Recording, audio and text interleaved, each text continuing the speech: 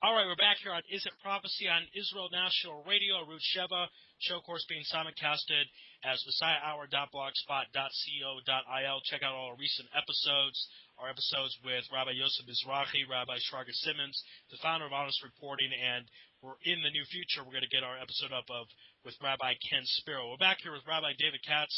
Our first segment, we talked about the Ger Toshav and what that means in regards to the coming Mashiach. Now I want to talk about the Zohar because, Rabbi, correct me if I'm wrong, but the Zohar says something particular about this year 5775. Is that correct? That is correct. Tell us what it says. Going back to, it's not every day I get to say this, the early 60s. Right. It's so historical, such a long time ago. 5760, that's our version of the 60s. Right. I got to Israel in about 5760. And not long after I got here, and a lot of Bolsheviks got here around that time, returning to Judaism. A lot of people repented in the late 90s. I don't know about when you ended up here, but I found in my time in Israel, a lot of us were around the same time. 90s kids that the late 90s. I think the 90s were pretty depressing with the grunge era. Right. And we were looking for something, a bit of light, not grunge. And we all kind of ended up in Israel. There was a large scene around the various yeshivas. And not long after, the internet's going to be invented on mainstream, and you're going to get blogs and, go back to that time, right? You can envision it. And in those blogs, one of the stranger things that I recall were these Mashiach blogs, quasi-Torah blogs. Shirat Devorah was a big one. Dreaming of Mashiach was a big one towards the mid 2000s. But it was a kind of internet community creating itself. And as time would go on, we would find out that these were people looking for Mashiach. That's what we were all doing. We were all kind of here looking. We all felt underneath. We didn't know why. Just like now it's becoming stronger. And magic happened. Real magic happened. All of a sudden, knowledge of these Zohars were coming out of the woodwork. The Zohar says that the first revelation of Mashiach comes in 5766. But it doesn't say the 7. It says the 6th millennium, a year ending in 66. I forget which parsha. My Zohar's condensed like 3 parsha to one book. I think it's here in Vayera. It's about Jacob and the secret of the Vav in his name, and they learn out the 60 and the 6 and all these things.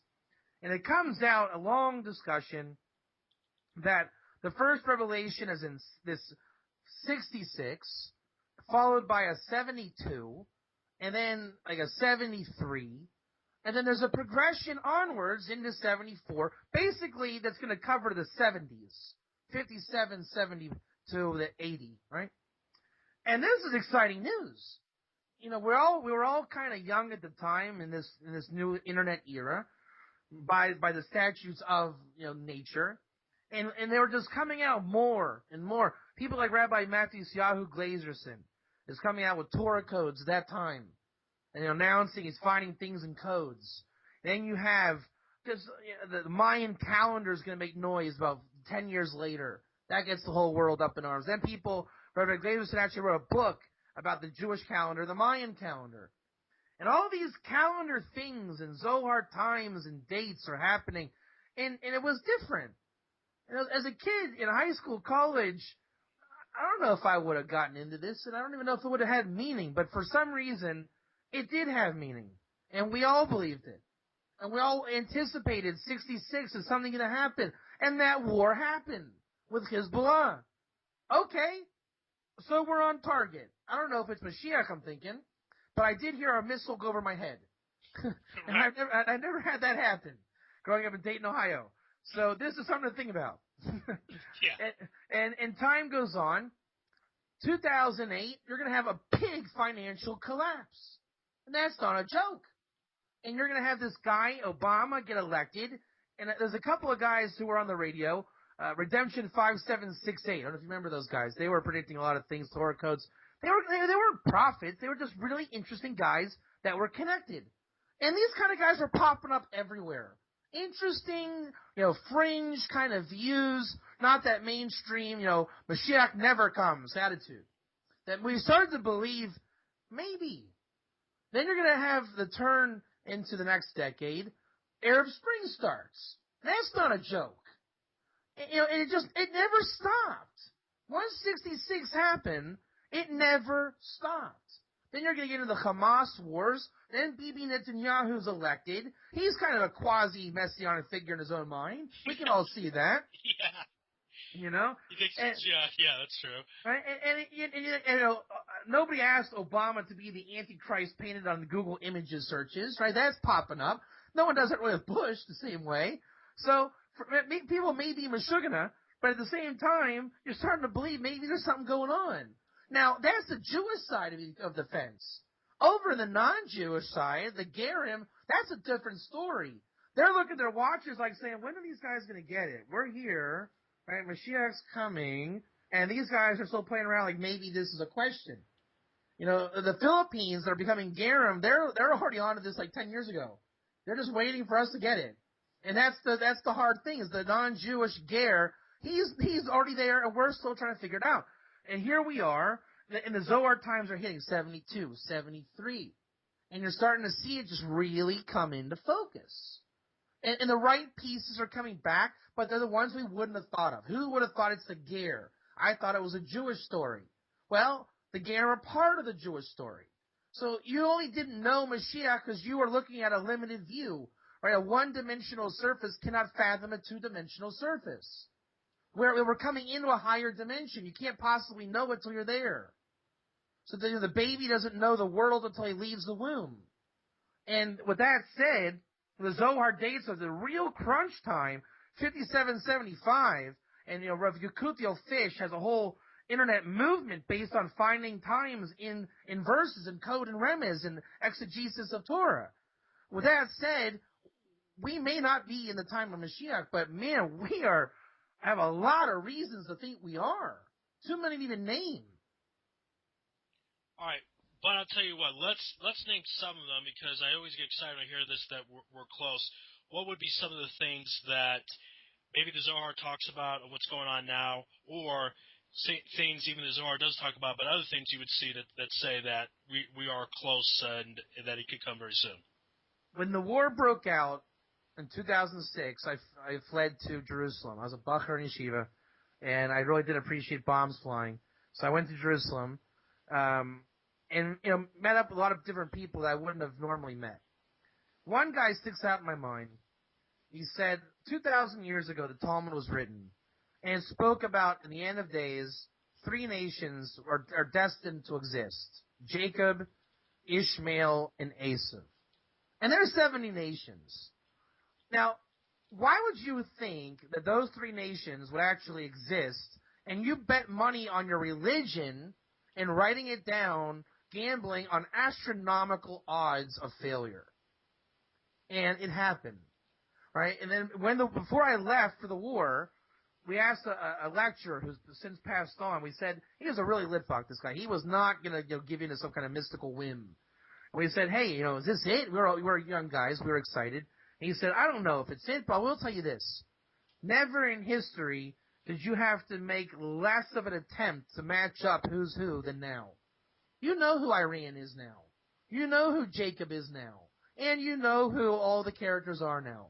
You don't have to say, well, the Sudan country could kind of be like Iran, because Iran and the Akbash and Gematria, and you go up, you do a flip, you go through a hoop, and it turns out Sudan maybe, according to one opinion, was Iran. All right, now you don't have to do that.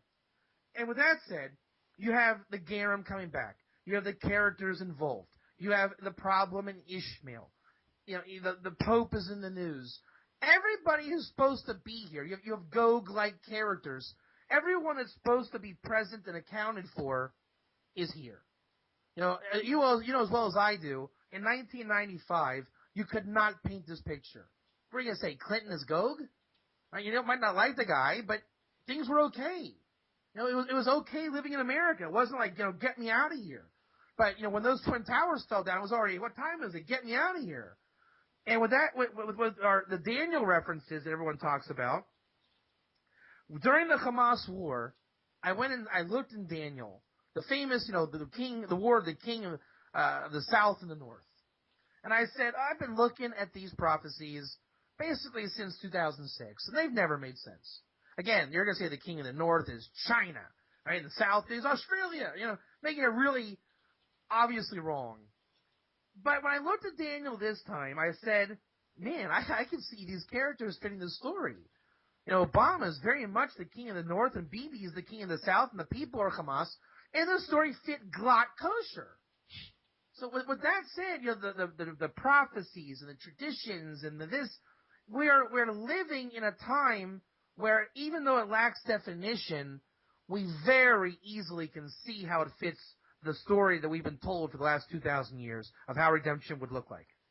All right. Now, some of the places are in place according to some of the signs we're talking about. One thing that will be a little bit of a side part to want to say is I was speaking with someone at the Kol I Learn At, and he says that our calendar is off, that we're 150 years off, and that so it's not 5775. We're later on, actually. I want to know if you heard of anything like that, of our calendar being off, and if so, what does that mean exactly in regards to Mashiach coming sooner, later, etc., all those type of things. So the fellow that I wrote the book with, The World of the Ger, which, by the way, that's what is at gergear.com, our new book on the Ger, called The World of the Ger. I co-authored the book with Chaim Klurfin, a good friend of mine in Sfat. He wrote the first book of the Ger movement, The Path of the Righteous Gentile. He opens my eyes to things in the last 15 years, and I open his eyes too. And I would say I open his eyes to Ger, and he opens my eyes to things like the missing 150 years. I never really understood it. I don't know if he fully understands its implications, but he's researched it, and it is 100% fact. There are 150 years missing, or I forget the exact number. If we're wrong on the number, pardon me, but he knows the figure. There are missing years. I think if I remember what Chaim told me, I think we're in the year like 5943, give or take, okay, a couple years. I don't know what it means. I really have thought about this from him. It means we're close. That's kind of the obvious answer, isn't it? That we're extremely close. And if we're going to go by the Jewish model of time, right now in 5775, we're hitting Mincha Gedola, right? The time we start to pray in the afternoon at 12:30. It's about 12:35 on the paradigm clock. Right, 6 days of the week, 6 days of creation, 1,000 years a day.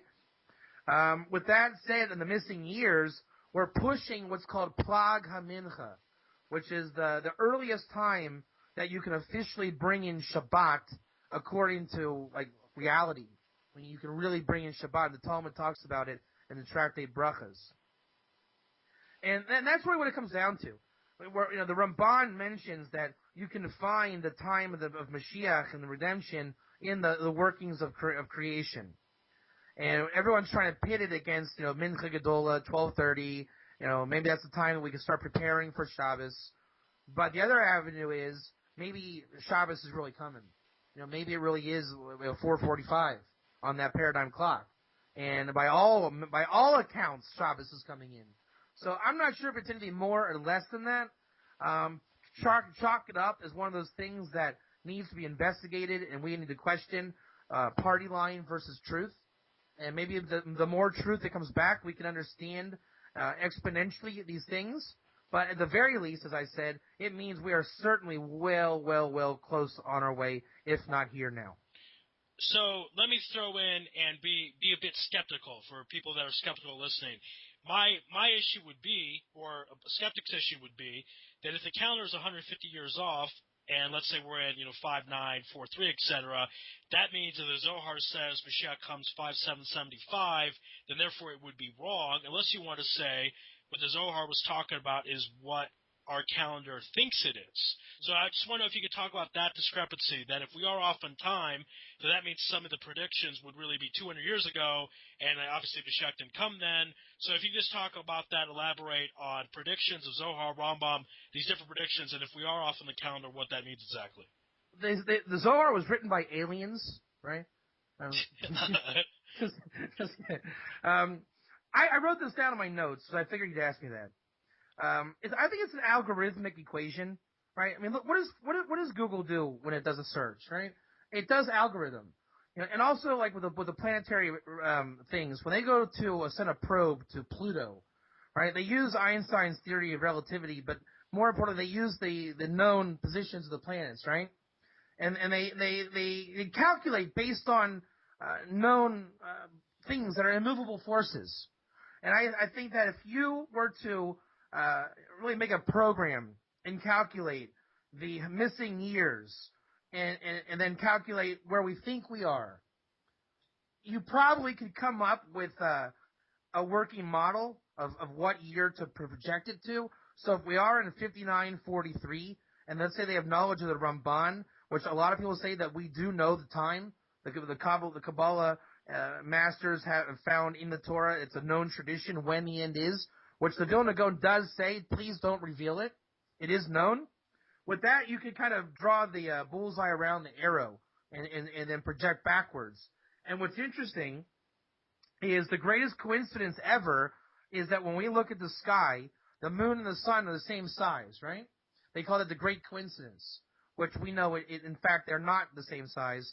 There's a distance.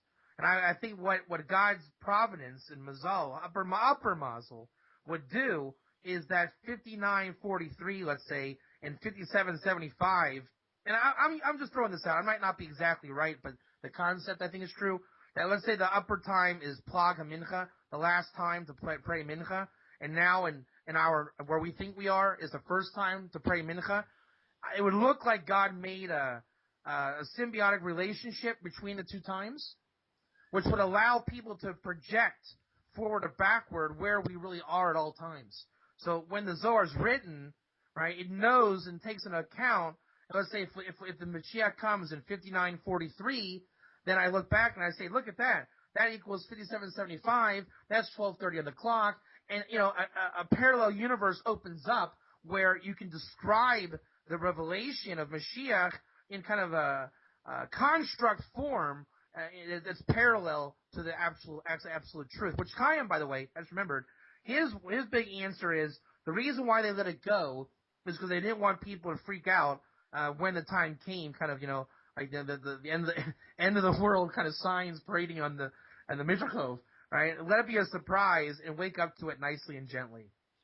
All right, last question I have for you, and I like this question a lot. I hate to pat myself on the back, but it's an important one because a lot of people that I've discussed with in real life about this show, about the concept of my show, of trying to figure out if Mashiach is coming soon, if things going on in the news represent prophecy. A lot of people say, hey, you're not allowed to do that. You're not allowed to try to figure out when Mashiach's coming. It causes problems. It causes a delay of Mashiach. It causes this. It causes that. I want to know what your thoughts about that, Rabbi Katz. Should I cancel my show? Should we not be doing this anymore? So tell us your thoughts. Yeah, you should just quit. So this will be the last show? That's all, folks. No. I'm kidding. Go ahead. I thought a lot about this too. With the Rambam, I think it's the Rambam. If it's not, it's along those lines that are shown him. Don't go looking in the Chumash and say, look at that. I realized the Mashiach was supposed to come in 1982. I'm the only guy that knows this. Right? Thank God for me. If it wasn't for me, what would you all do? Right? Don't be that guy. Right? Don't go looking for the time of Mashiach. Right? What do we call it? Achishena, right? In its time I will hasten it, right? Don't try to hasten it. Who are you to hasten it? Do tshuva, do mitzvahs, be good, bring light. But there is that in its time. And that is known. And that's not what it means when he says don't be osek, don't be looking for the time. Don't try to find the I'll use this word, I hate to use it this way. Don't find your holy grail. You know what I mean? Right. Don't say, I found it. But there is a time, and everyone knew it, and this is a big deal all through the Torah. Daniel calculated and messed up, right? All through time, people have sought the right time, and they always mess up. Right? Haman did it. It is part of the Torah's fabric to look, to miss, to find it by accident, and to not waste all your time looking for a needle in the haystack when you didn't understand the question. So with that said, the time element is real. it takes seichel and intellect and wisdom. Most people are going to go being the savior and the Holy Grail. They probably have no idea what they're looking for. And the ones that really do know the time, when you know the time, you really can't force it. And the major law against making aliyah and not in a good time, which the Satmar Chassidim hold by, lo lidchok et haketz. Do not force the end. And when you realize the situation, you're not gonna force the end. It's just you're not. That's like saying George Carlin had a joke, in layman's terms, he'll say it. I can't wait to puncture my arm and draw blood for the fun of it. No one ever says that, right? So no one's gonna do contradictory to God's will when they're doing God's will. Those that don't know God's will try, and that's where the Rambam and fellow Rishonim say, don't do it. If you don't know what you're doing, go learn what to do, right? All right, so there you go. So I like that point. There has been time and time again history of people trying to figure out when he's coming and doing calculations. And just because people got it wrong then, I don't think that means we should all of a sudden stop now. If you were trying to get $1 million and you failed once or twice, you don't necessarily have to stop looking for $1 million if that's what you want. So looks like I'm going to continue my show then, Rabbi. So we'll have a show next week as well. But this show has reached its completion. It's been our pleasure to have everyone listen in. Of course, Rabbi David Katz, my guest for this morning. Again, somozal.blogspot.com, and his website is Ger Gear. Tell us real quick about that website, please, Rabbi. Ger Gear is the pre-ordering website for our new book, The World of the Ger, where we bring the sources, we clarify what is the Ger, what is a Ger Toshav, Ger Tzedek, everything you wanted to know in not David Katz terms, but in very layman terms. Thanks for kind of Chlorphine for penning it, working together so people can understand more. We bring it down to earth. It's a great read, a really great read. In Ger Gear, the premise is a marketplace for Ger, products of Ger, bringing the Jewish home and bringing it into the Ger world, the Noahide world, giving them an identity. Now, a lot of them want to have, let's say, a challah cover. We don't need the constant Jewish challah cover. Not everyone's Jewish. So, allowing them to have a bit of purity and holiness in the home that fits their service of God in a way that makes them feel comfortable. All right. Great stuff. Everyone check that out. GerGer.com. Thank you, everyone, for listening. Have an easy fast tonight. Enjoy Yom Kippur. It's really a great day. It's a great holiday. You're free from things. You're free from world things. You can focus on spirituality. So look at it as a positive day, not anything negative.